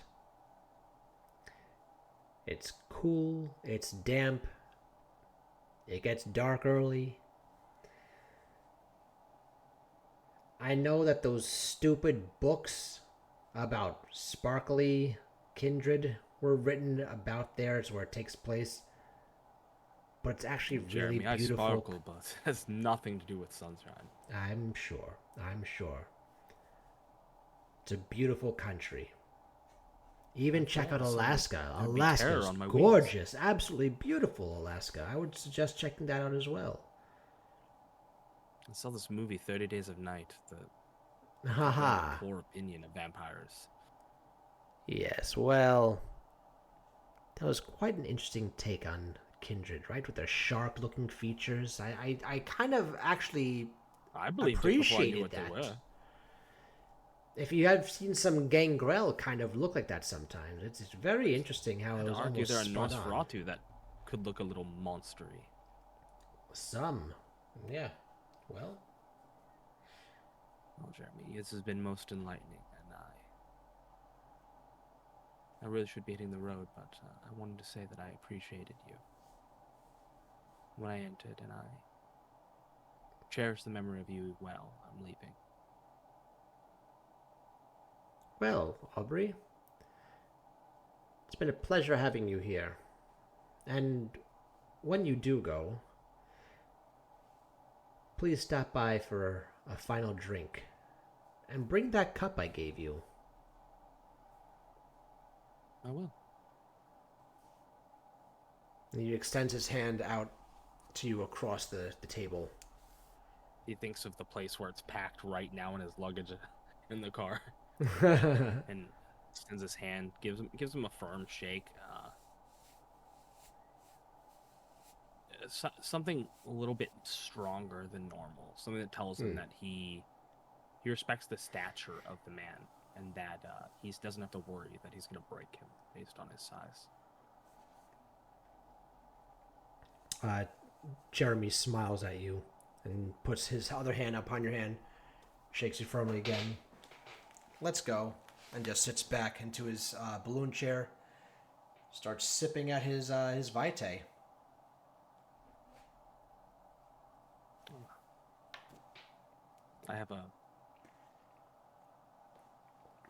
I have a date with the fan boat tour guide that I really shouldn't miss. Well, the bayou is gorgeous at night now. There's no crocodiles, right? Well, as far as we know, and with New Orleans, you never know what you don't know. But you're the information man, so you tell me. Well, from what I understand, we took care of those bastards. But you're about to find out, my friend. Hey, and if I see anything, you'll be the first to know. I'll actually be the second. You'll be the first. And he hops off, opens a curtain, and starts heading back to the counter. Gives him a gentle nod as he's exiting the door. The chimes hit, door shuts, and you hear the revving of a one-cylinder engine. The small puttering. It's not even like a new Vespa. It's like a 20-year-old Vespa that were still somehow miraculously living. No longer has an A on the end, it's just Vespas. Visps. Yep. All right, so you're heading over to Marcel's? Yeah, I'd like to see Marcel and his grandmother. Okay, on your Vespa, it's going to take you about a good hour, maybe an hour and a half to get there. Of course, you can slowly weave around traffic in your little... I'm lane splitting in this bitch. Excuse me. Get ahead of him, and then immediately are left in the dust. Eat my puff. So yeah, you pull up to Fast and Loud Fanny's, and you see that they're the pickup truck that you are so familiar with, having seen Marcel and Meemaw going off in the distance and that one time, is parked right there, and there is a light on within the wooden structure of a building that is resting above the bayou on very tall stilts. When the Vespa's in such a state that when you kick out the, it's wet. I'm imagining the floor, and it like tilts no matter what he does. He ultimately has to just decide that he's going to slowly put it down in the mud. I'll be fine with that. I don't remember. He probably loves mud. I'll bring it back, and it will harden. It will become sand. That's how that works. As you're putting your Vespa into the mud, you hear on the porch. I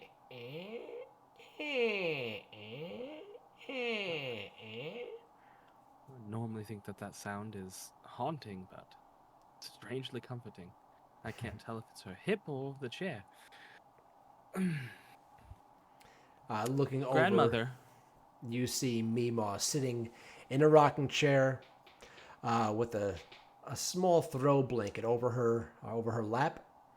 Her spectacles sitting on the lower end of her nose, and her 12-gauge shotgun resting across the armrests of her chair. Her hands folded over on top of it. Well, look what the cat threw up. Oh, you're too kind. I won't be romanced with a mouth like that.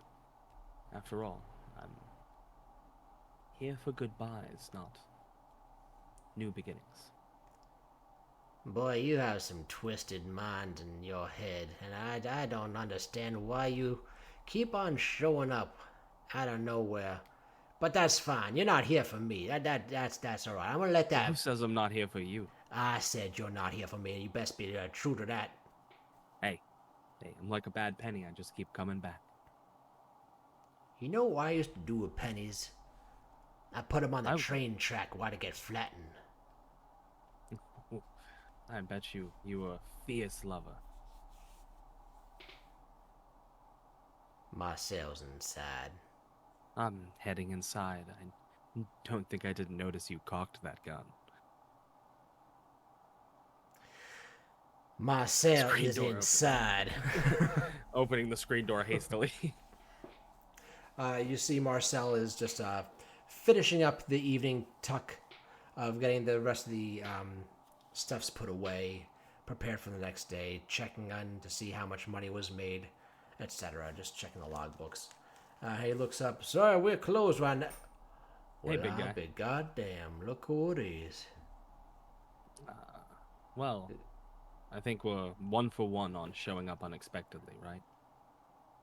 Yeah, but I think you upped me because you alone, ain't you? This time, Where the more rest of than them? last time. They didn't get. No, no, no. They're big vampire to do downtown. Okay. I'm glad to hear that. I would have been very unfortunate news to hear if my friend Maximilian was done in. No, they'd have to bring a lot bigger lizards for that. You want to see bigger lizards than the ones we all fought now? No, I certainly do not. Are you saying there are more out there? I haven't seen nothing out there. Mimo and I, we went through the old avenues in the bayou to find the same spots that we took y'all before, and we ain't seen nothing. That old nest, that's all gone. All those spots where I knew that there'd be them giant gators, they all gone. Even them other critters that were coming in, something about that fact that them giant lizards they gone, them gators they gone, everything else started to move out. Those boars are gone, those giant spiders are gone, the big snake they gone. Has that affected your business at all? Not at all. No, absolutely not. No, Marcel brings people around and shows them a good time regardless. They know that Marcel know how to have fun. Well, speaking of business, I thought I'd show you something. I got myself a bit of souvenir, and I hope this doesn't come as a unfortunate surprise for you. And he takes off the flannel and like pulls down his dress shirt and shows him the tattoo. What in the Lord you do that for? I just when I leave this place, I don't want to forget who had my back. That, I don't take my silence and confusion as a negative emotion. I'm humbled in the fact that you would put the name of my business up on your body like that. Oh, I But do play a lot of shows topless. I really didn't think this one through, did I? that's just shit. I think it's free advertising is what I think it is, and I love that. I mean, I appreciate you for that much, but I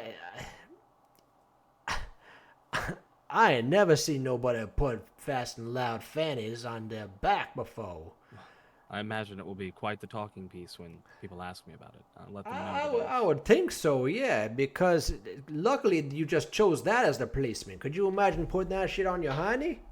I really thought about it, but then I was like, how would I show it off? Oh, well, I don't wear pants quite often, but on stage it is a different situation. Yeah, I can see that happening. I mean, there are, regulations that you need to adhere to. I'm guessing. Even in New Orleans, in Mardi Gras, I thought, hell, you could just whip it out. Turns out you can't. They'll get you. No, they gonna get you. Yeah, you don't want to do any of that public indecency. They put you on a list, and you deserve to be on that list. Absolutely. We didn't put you and Mima in a situation with you coming to our rescue, did we? Oh no, you didn't put no situation. No, that was all Mima's idea, actually.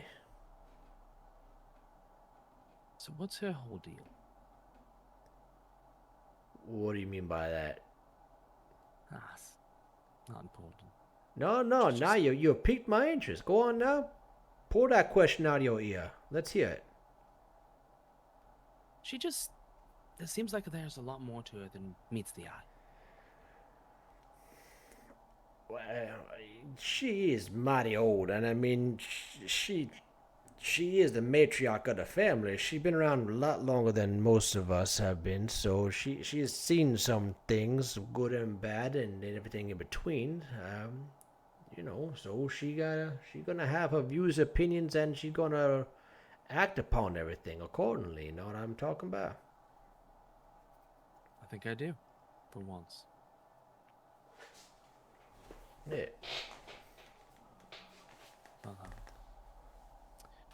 I'm going to be going on a little trip for a while. And, I was hoping you'd be able to stop in and check on Max from time to time, if it's not too much trouble. Well, I'd be happy to check on Max for you, of course. I'd check on him on my own if I had more free time. But, you taking a little vacation is what you doing? Where you going, boy? think I'm gonna see the States. You ever think about getting out of here and seeing some of this country?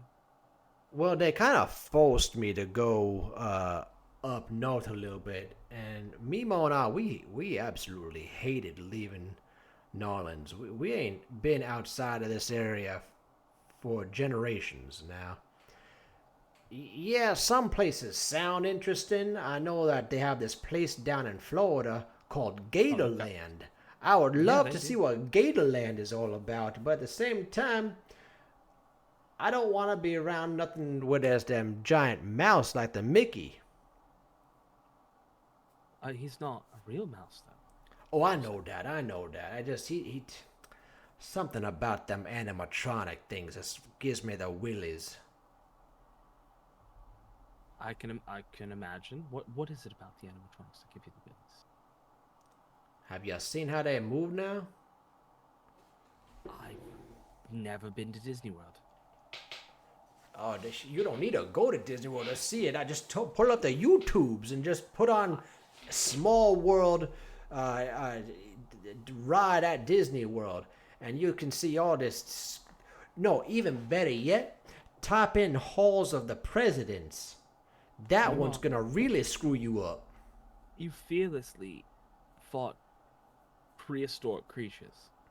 Yeah, With the they move animatronics where you draw the naturally. line. They move naturally. That's a natural thing that happens in this world. An animatronic, there ain't nothing natural about that. Yes, you draw your line where you need to, but my understanding, as it was, that Gatorland is about a half an hour away from Disneyland. You should be fine. It might be in too close proximity for me, as a matter of fact. I might have to rethink this possible outing down to Florida. But There's swamps all over the United States. We'll There's find you one swamps that you might everywhere. want to visit. there's swamps everywhere. I do also know that they have the biggest. I wouldn't really call it a swamp, the Everglades. What is Oh, that now? Everglades.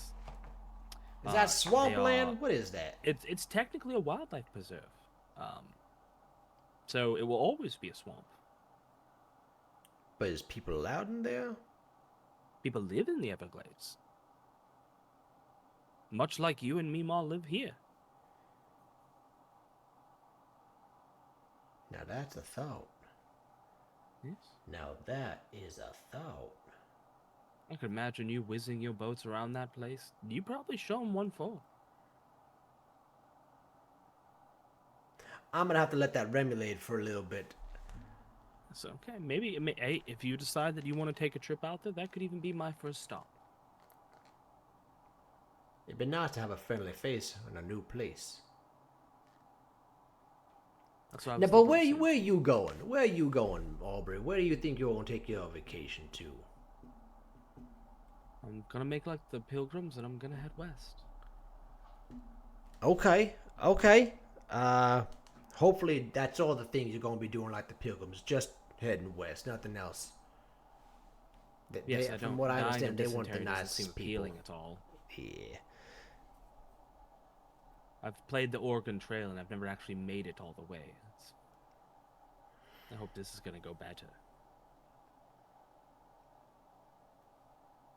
Well, I mean, I hope for the best for you. You're gonna be. It's just like, from what it sounds like, this sounds like a permanent vacation. You're gonna be coming back, course or you. not. Of course. So you'll be boomeranging back I'm here sure then. I'll be all around. Yes. Okay, all right. Honestly, I'm not sure if the prince is even. There's a thing with vampires where I'm not even sure I'm given leave to go where I want to go. But Y'all got Traveling some is strange rules, man. you can. I'm learning new ones every day. It's like, oh, you stepped on this rock. This is the ancient rock of the, and then now you're in trouble. It's always something. Well, that just sounds exhausting. I'm sorry. It's a It lot to sounds learn a lifestyle. Yeah, Not just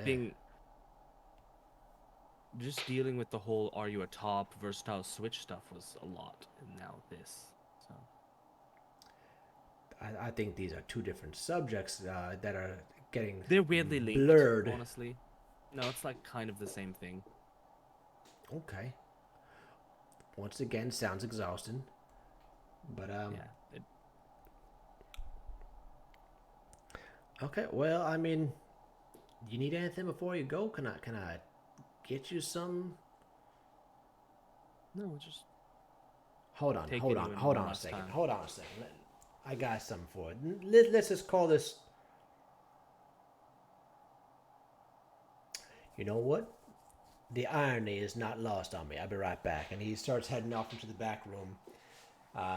You hear him rummaging around a little bit, and then he comes back with a long box, puts it down ceremoniously in front of you, and just gently opens up. And there's a long bamboo reed in there, and on the top of it is a taxidermied alligator claw. And he pulls it out, and he just goes, "Now this here is a back scratcher. That is horrifying in the best way. Now, I will never be able to forget our encounter with those wonderful, wonderful creatures. you helped me out, I helped you out, so we each scratch each other's back. So now whenever you use this, you think of old Marcel." I won't be able to stop thinking about you, big guy. I'm gonna leave my number with you. If anything should come up where you possibly need somebody who can help make people forget, Okay. I'm only a phone call away. All right. I appreciate that. Oh.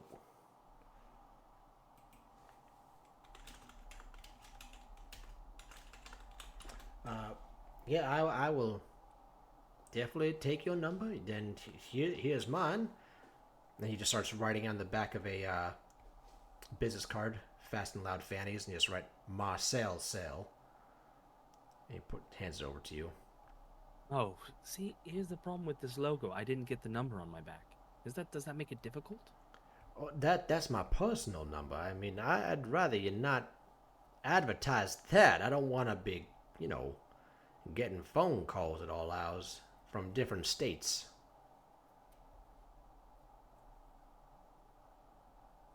Welcome, everyone.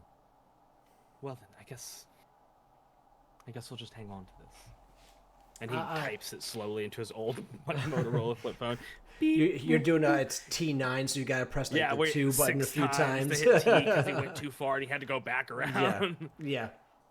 Then you go through the capital letters and then the lowercase letters. Excuse me. Well, Albrecht, if there ain't nothing else, it is quite late, and I've had one hell of a day. I appreciate you stopping by. Thank you so much, and I do hope you find what you're looking for and you enjoy your time away. If you don't want to run into Meemaw again, you can hop out the back door over here. I understand if you do want to say your final goodbyes to her. I feel like I'm not doing her the proper service if I don't at least give her the opportunity to take one last shot at me. Do you mean that figuratively or literally? Because she do have that shotgun out there. Sadly, I just mean it, and I'm not sure it's even a good idea, but I'm mostly allowing her to take that shot. Okay. We're vampires. We can survive a lot of things. Yeah, you crazy motherfuckers, that's all I gotta say. Alright, well, he stands up to his full 7 feet height and just slaps his hand onto your shoulder and says, "I'm not going to tell you to behave because I know that's not in your will to do that, but what I am going to say is make it memorable. Make it matter." I miss you already. And he holds out his arms. He just slides into the space between you and just pulls you in. He still has his hand on your shoulder, just like almost like absorbs you with his mass. Both arms not reaching around this man, but his one arm completely reaching around Aubrey. Well, Aubrey. Toodaloo. And he slaps you in the back, and he just takes some papers, stacks them nicely, and heads into the back room. I have a handkerchief. He disappears before I can ask him for like a little white flag to wave. Gotta take off my shirt. Oh, I guess I do this all at once. He creaks the door. Mima. She's standing up in front of the door. She was waiting for you. She's using the shotgun itself as like a cane. She's holding onto the the hell's it called? The butt? The pommel, right? That's all Yeah, fine. the butt of the shotgun as they hand. I hear you're leaving now. Great hearing. For your age. Yes, I'm hitting the road. Is there anywhere that you think that you... No, Marcel told me you don't really like to get out. Is that true? The only way that I get out is over into that there bayou. I don't want to go anywhere else. This is my home. It's always been my home. It's always going to be my home. I ain't going nowhere else. The thing about homes, though, no matter how far you travel, it's not like your home isn't still there when you get back. You haven't been here in New Orleans very long, have y'all? There have been natural disasters left and right where people lose their homes often. And yet you're still here. I'm a survivor. That's why. I could tell that about you. Well, listen. I don't like most people. Sometimes I don't even like myself. And I know that you a pain in the ass, but you the best kind of pain in the ass that you can be.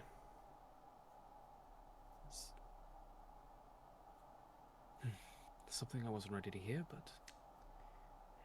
You're that pain in the ass. It's not a boil that just sits there and looks ugly and weeps at you every once in a while. You're that pain in the ass that just comes and goes every once in a while. You go, oh! Nah, I'm okay. Oh! No, oh! You know, my boyfriend would say the same thing, but that's not what we're discussing. See, that's what I'm talking about right there. You say these things and it just makes me want to, like, hurt you, but I can't. And you keep on persisting in my memory. You that pain in my ass that won't go away, but you always come back every once in a while. I remember it. It hits me for a second, and boom, there you are in my mind, and then you're gone. I want to be that. I want to keep coming back, so... Then don't do nothing stupid out there. You're going on vacation somewhere outside of New Orleans. I don't care where it is. You best behave yourself. You best watch out your back, front, side, up, and down. You better watch out inside yourself. But whatever you do, don't come back here and be a boil. You stay that pain in the ass that comes and goes. I like it that way. I think you know what you did there, and I'm not even going to comment on it. But listen here, old woman. I will be back. You better be here when I get back. Oh, Mima ain't going nowhere.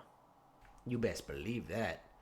And she says that as she pushes her glasses up, and you see a little gleam cross her pupils. Not reflecting over the surface of the glasses themselves. Her actual pupils have like a quick brilliance to them.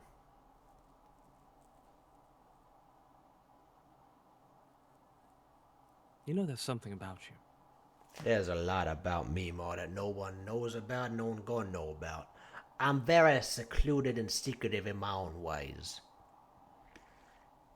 I figure if I stick around long enough, I'll wear you down eventually. What I say, I don't want you to be a boil. Well, here's to not being a boil. I'm gonna go get my bike. It seems that the mud is swallowing it whole.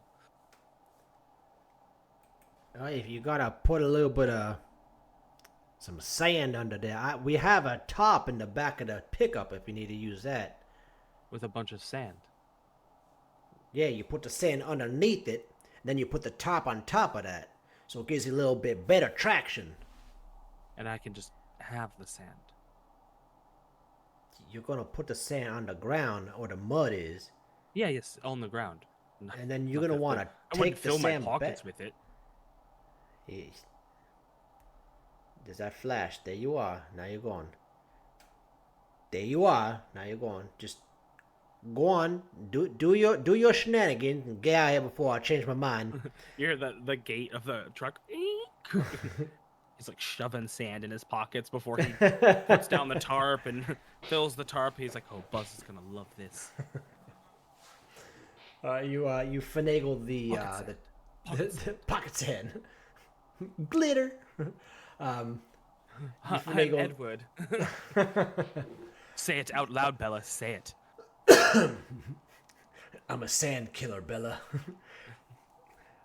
You get the sand and the tarp and everything. And you finagle the Vespa out of the mud, and it's got that loud splorch as you pull it out. Just like slap it off, and it starts up with that same pitter patter putter. Oh, that's the good stuff right there. And you make your way back into New Orleans. Where I'm you head head to this to, time? Probably Buzz's shop. I mean, All right. can't get all the goodbyes done in one day. Okay. He's gonna make his way to Buzz's shop, and he pulls up. And how's Buzz doing? The garage door itself is closed, but you see the light inside is still on. And you're hearing some really, really weird music being played very loudly inside. Fine, weird. It's a mix between opera and synthwave. I'm getting Fifth Element. It's kind of like that, but it's like My neck. classical. Like it's meant to be beautiful, but the synthwave is screwing it up. And there's some times where the synthwave is just like, oh, I love that, but I wish this fucking dude would stop singing. They're almost battling It's this for disjointed thing, like a circus music played at the wrong speed. yeah, exactly. You're just like, There- I can't love it. It hurts my brain. There's I bits know what and it's pieces supposed that to just sound sound like, but it's so good and it's so pleasing in their own element at that moment, but together it's just really ugly. He's gonna give a couple knocks on that garage door, hopefully loud enough to be over the music. And you hear Buzz just go, ah, come on, open it. Throws open the garage door. And you see your car with the trunk wide open and the hood wide open, and Buzz standing where the engine should be. And he's just got Looks wires like and he's stuff in his hands. He goes, Made a lot of headway. "Oh, look, you back now. Hey there. Hey, yeah, I may have found a problem." Is it the man inside the car? Is that a Michael Jackson song? The man in the car? No, that was someone else. Yeah, it doesn't matter. It don't matter. No. What, you had chipmunks living in almost every part of this vehicle over here. Did you know that?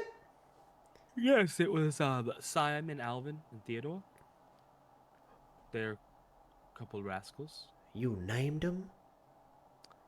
Yes. You know you're not supposed to name wild animals. You get attached to them, man. I would say so, yes. I'm quite attached. Oh, then this is gonna be very sad news for you. They're no longer with us. Oh, wow. Oh, the Chipettes are going to be pissed. What's a chimpet? Is that like a chia pet as a Cheeto? What the hell is Girls this that thing? these girl squirrels that lived in the tree nearby, it's not important. Girl squirrels. I have a way of anthropomorphizing things in my life. Anthropomorphize. You are educating me in ways I've never had been educated before, and I appreciate it. I Plus, still I don't know what brought the you word something, means, but I'm gonna and- say it anyway. Reach into his pockets and he holds out sand. Just thought you might enjoy a little bit of the local sand. He like scrambles out of the car, out of the empty void that is the engine space of the car, and comes over to you and like very gingerly cups his hands and puts them underneath yours as the sand okay. starts to slowly drip down like an hourglass. And he goes,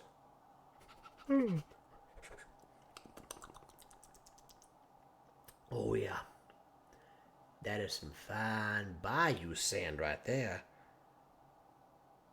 This will be nice. Oh, this will be very nice. Thank you." And he opens his hands up wide, and the sand just disperses. He just like comes and gives you a come big here, hug. guy. Just Oh, squeezes you. Those are the good hugs. And then after a second, he realizes what he did. He goes, "Ah! Oh, I'll get my tweezer after in a little bit. It'll be fine. It's okay. I appreciate it. I'll fix it up. Don't worry. Your car though. There's some parts of your chipmunk friends and bits and pieces here and there, and they were gunking up a whole bunch of the stuff. So I just gotta rebuild the engine. I gotta put it all back together. Clean out your filters. Take out the old chewed through wires and electronics and fix that. It's gonna take some time. This ain't a one night deal for me, unfortunately. I know you want to leave tonight. Do you want to take the Vespa? And I guess I could have someone drive the car to you. soon. You don't have like a couch or something in here? To put in the car? No, for me to sleep on. Oh, yeah. I could do. So you could actually just like crash here in the garage with me, cause I got them blackout tint windows on the. I mean, here, let me show you. And he closes the garage door, and then he goes, "Now hold on, I'm mighty proud of this one. Just you wait a second. Watch this now." And he walks over to one of the boxes, and he pulls out a remote control. And very excitedly and happily, just click out loud, as the Of course it does. as the windows throughout the garage all turn a dark black that cannot be seen through. My God. That was an expensive purchase, but it was worth it. How cool is that, man? Click, So worth it, man. click. Imagine if we click. had some of those in the car. We could just anywhere. Oh no, that'd be dangerous. You wouldn't be. You'd probably hit somebody, something, or another No, we vehicle would real be quick. parked off the side of the road somewhere, camping, whatever. Click. Oh yeah. Now that'd be good. Yeah, it'd be good. Maybe Yeah. say you're driving for too long and it starts to get dangerous of the region you're in because and then you could click. Yeah. No. I think that'd be quite interesting. Maybe I could do that and figure that out for you. You see him start drifting off back to that same space that he was at before you left earlier, and then he just shakes out. All right, so like I said, it's gonna take a You were little while. saying sleeping in the car, or You can sleep in the car if you want. I mean, or you can sleep in on top of that tool bench. You can sleep under the tool bench. You can sleep. car seems fine. I'll just be in the back seat. All right. I'm gonna go into my apartment, and he starts heading behind the garage through a door. And he goes, "If you want, there's a guest room, but if you want the garage, by all means, please take that garage car back seat sleeper." If there was a house, was an option. Oh no, I ain't got no house. I got an apartment, but that's an option if you want.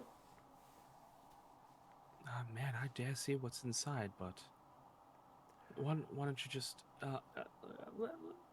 let's go in and take the tour. Oh, they gonna be. I ain't have company in quite some time. All right, come on in. God, all the finger paintings that are gonna be on that fridge.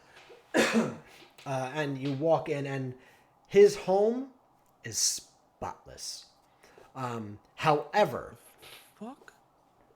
it is very high shag carpet. The couches have that really crinkly, noisy plastic over the couch, over the recliner, over every place you could sit down. It has that form-fitting plastic.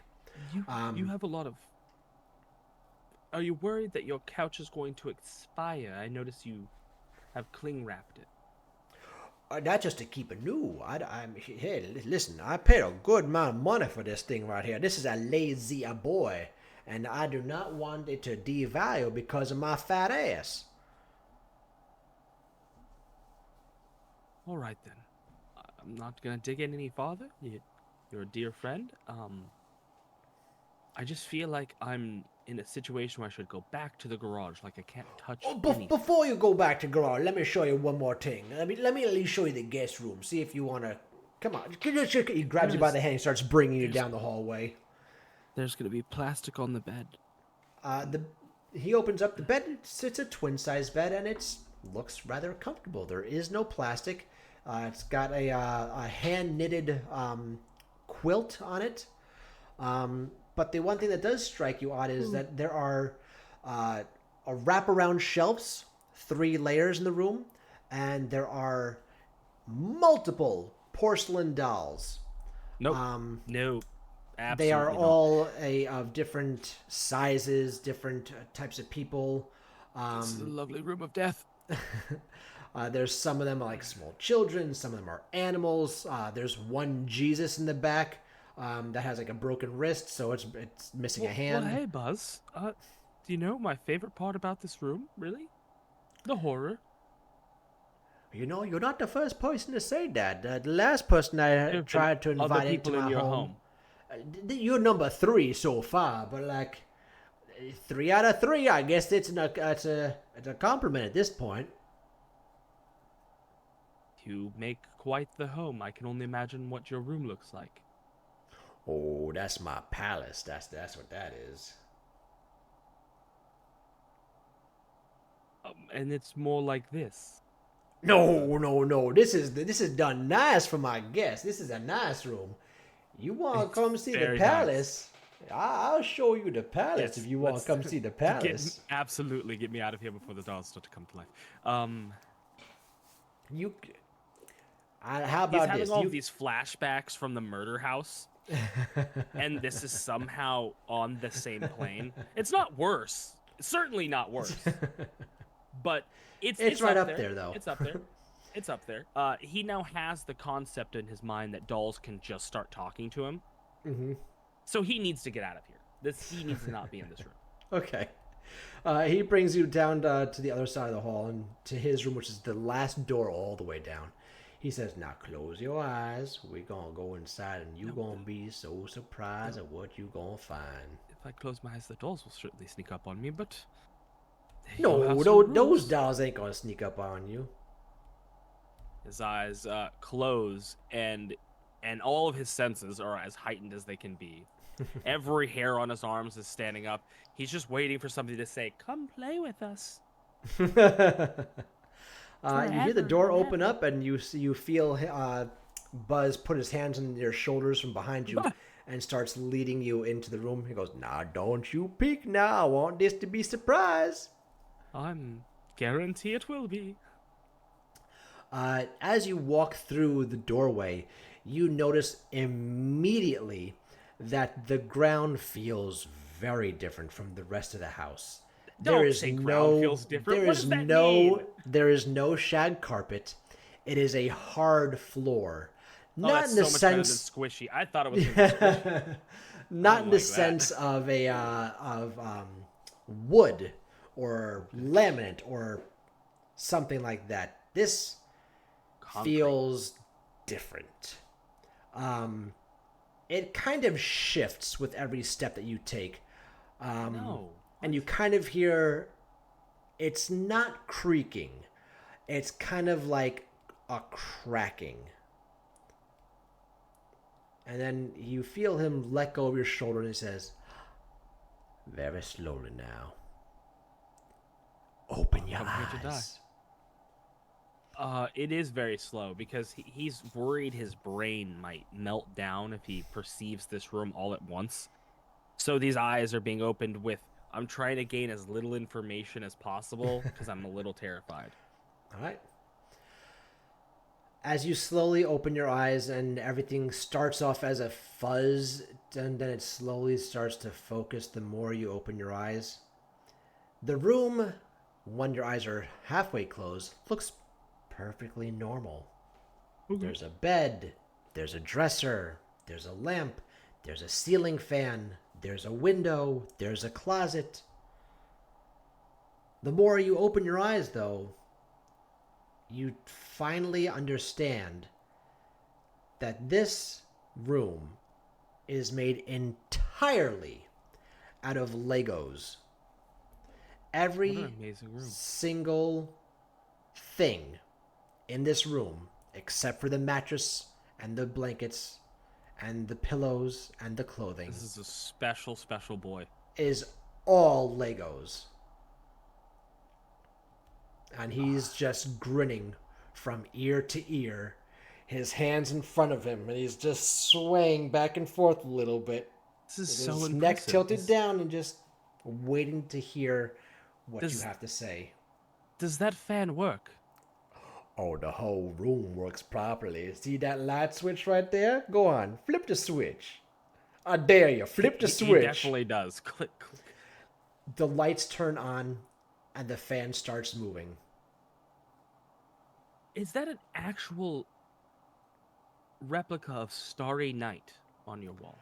That one took me a little longer than normal, but yeah, that right there, that's my Van Gogh. And I imagine that grandfather clock, that's going to chime. Well, of course you're going to chime. What, you think I make a grandfather clock and not chime? Please, what you take me it's for, quite a impressive. simpleton? Well, this is definitely not the work of a simpleton. No, no, no. No one would say that. Not about you.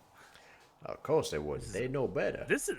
how is this not the fancy room? You said the guest room was the fancy room. This is very fancy. I said this is my palace. That's the fancy room over there. If I brought them beautiful little dolls in here, they'd most certainly break. It's very hard to balance things off of Legos, you understand? But you've found a way. It looks like you've found a way. A lot of crazy glue. It's impressive that inside this curio cabinet you've made entirely out of Legos, there's a baseball collection Mm-hmm. of baseball cards that are made out of Legos. It would That's have been right. easier to just get the baseball cards, right? Well, I mean, here, look at this. And you start shifting through. This here's my Babe Ruth rookie card. You can't find that nowhere, so I had to make my own. You literally have captured his liver spot. Like, it's impressive. Do you know how many shades of brown I had to find just to make that look right? You should be on the Lego Masters tournament. Oh, you just put on my leg now. That's too kind of you. That's cool. No, I couldn't do that. They're so much better than I am. They call Well, them masters what- for a reason. What do you I'm think just your a- favorite piece in here is? If you had to pick one thing. The bed. What about the bed? Why don't you take a seat in the bed? Well, it looks like a genuine race car. I would be afraid it would take off. Who says it ain't gonna? He gets into the bed. Is there a mattress in this bed? There's a mattress in the bed, and further up there is a steering wheel, and there is a button. This is going to be faster than Vespa? I'm worried. I could barely stand the speed of the Vespa. Oh, no, this is much slower than the Vespa. There's no room really to maneuver around a bed in here. Did you assemble it in the garage and then brought it in here? How did you do? Oh no. The Legos don't leave the room. Everything's done here in the palace. In the Lego Palace. And you put a you shifter in. That seems harder than than just manual. listen. You could have automatic this easy. You put the work in. That's too easy. All you gotta do is just 1, 2. You wanna go for real, you do it for real. You're gonna take the time and make the work happen. It's a labor of love. You understand? I've never me been now? used a 5-speed. I would love to see under the hood. Listen. Lie down first. Let me show you why I put the Fully, engine in there. fully into it. He's laying down. And then he starts tinkering a little bit, and now the bed starts to vibrate Oh my as God. you hear it rhythmically synchronize with the hum of the mini engine. That It's a thing rocks me masterpiece. to sleep. You. This is a palace for a prince, and you are nothing less. I mean, I sometimes call myself a king, but I'd be happy with a prince. Just don't tell Prince Felicity I've been called a prince, alright? Oh, well, do we want her to know that you're the king then? I'd much rather her not come around here. She frightened me. She's a very powerful woman. Oh, are you not into powerful women? That's not your thing. I'm not into powerful people. I like my tinkering toys and my big boy toys, and I stay in my lane. I know what I like and what I do, and I keep it that way. Well, I can't wait to see what your next project is. My next project is your car. Like I said, it's gonna take a little bit of time, but I'm gonna get it done for you, and I'm gonna do it right. Well, I'm gonna leave your palace to you. I'm going to. Is a coat rack? Are those actual coats? Are they made out of Legos? I don't even want to know. I'm gonna go to the car, and I'm going to sleep in the car. The guest bedroom is far too nice for me. I'm a simple man. I enjoy Okay. simple pleasures.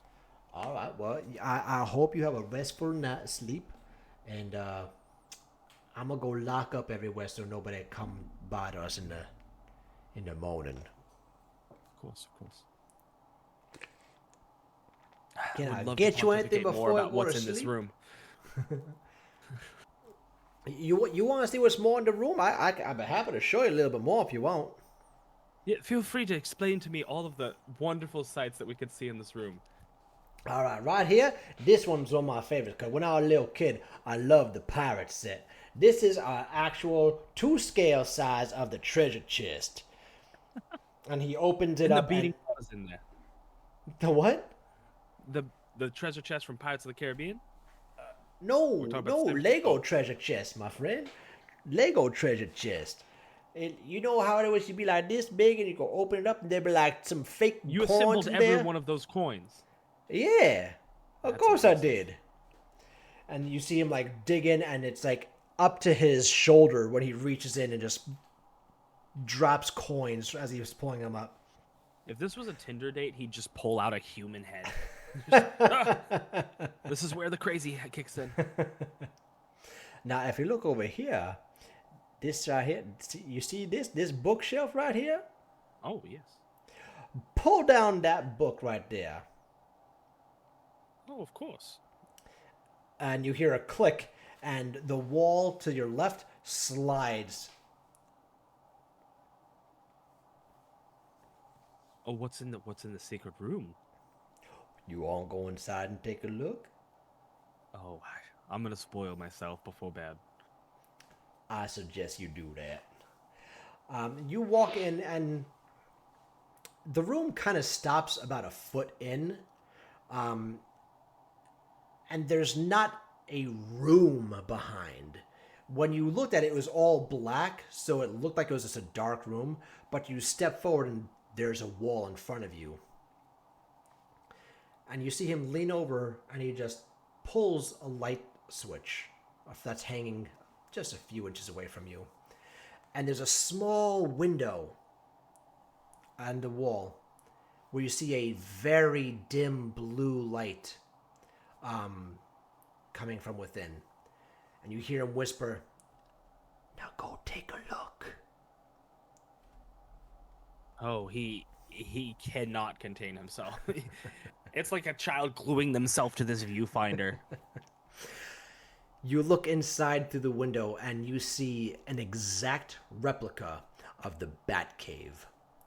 Everything, stalactites, the computer setup, the Batmobile, Batman himself perched up on an old Gotham's tower way off in the distance. The Warner Brothers blimp shining two lights off in the distance. And he just says, "This is my Mona Lisa." I admire her smile. I mean, it is amazing. There aren't words for this. This one took me the longest out of all my creations. A whole weekend. Just a whole weekend. Okay. Just a whole Yeah, weekend. I couldn't imagine what you could do with 7 days. I could imagine on Sunday you'd rest. I mean, maybe. I haven't never given myself that much time on a project, and I think I might frighten myself with what I could do with 7 days. I don't got enough room for 7 days. You know what I'm talking about? Oh, you 2 days had room to was fit 2 that- days. I could see a the nice replica weekend. bowling alley in Gotham there. Like, you clearly have the space. Well, there's a little bit more room. I could do some, I'm sure. Maybe I'll do 20,000 Leagues Under the Sea with the little other side of it. I don't know. I'll do something. But listen, you go to sleep now. I'm gonna sit here and think about my next project now. Thanks to you. I'm gonna This go. is fun. Thanks for allowing me to show you my pleasures. It's been my pleasure, honestly. And then he just walks you out back into your car. As you make Aubrey's yourself brain is comfortable in melting there. with somewhere between what was I actually here? Did I crash on the Vespa and I'm dead somewhere? And this is the result of the aneurysm he's having in his brain? Buzz is now locking up everything, so you guys won't be bothered. And he says good night and just waves very, very happily as he closes the other door that goes into his apartment. Good night, King. Good night, superstar. That's my boy. And with that, we're going to end tonight's episode of Darkness Over New Orleans. Blah. Thank you, everyone, for joining us. Thank you, Jack, for the raid. I'm sorry I didn't get to say hello and thank you. I because it's a one-on-one episode, I'm doing my best to stay focused on Thaddeus and the story that we're telling together tonight. Oh, you're killing it. So thank you very much for joining us, everybody. It was a very, very fun episode. Thaddeus, you want to do your outro? Oh, it's not nearly as fancy as everyone else's. I've been Aubrey Valentine. I've enjoyed you tonight. I hope you've enjoyed us. We'll see you again next week for our next one-on-one with Christian, aka Max, the team's resident gangrel. And again, I've been Aubrey Valentine, resident Tremere. Thank you for joining us. And I am Dylan, your storyteller for Darkness Over New Orleans. You can find me all across the interwebs at Roll. Number 4, the name Dylan. That's me. My pronouns are he, they. This is the only thing I'm doing right now. So once again, thank you so very much for joining us, everybody. Hope you have a fantastic rest of your evening. Where is my mouse? And with that, we'll see you next week with the one-on-one with Christian. Good night. Good evening, everyone. There it is.